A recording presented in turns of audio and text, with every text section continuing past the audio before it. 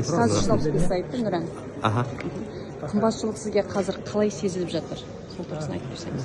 Орысша айтқанда крик души дейді ғой. Мен енді қаржылық сауат маманы болғаннан кейін барлық нәрсені өзім есептеймін, шыны керек. Жаңа айтқанымдай коммуналды қызметтің өзі мысалға қымбаттады, 31%-ке қымбаттаған екен. Мен мысалға қараша айында төлегенмен өткен жылдығы қарашамен қазіргі қараша салыстырсам, бір жылда. Енді үйдегі балалардың қайта бастады, мен суды үнемдейік балалар.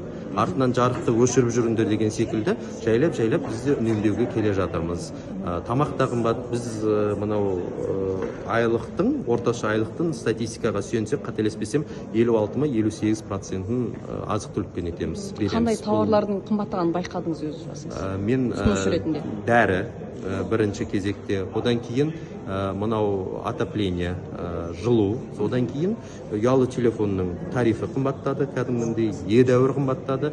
Өткенде енді бұл да сапаны арттырамыз деп тағы да қымбатшылық жасап жатыр. Одан кейін Яндекс таксидің өзі қымбаттап кетті.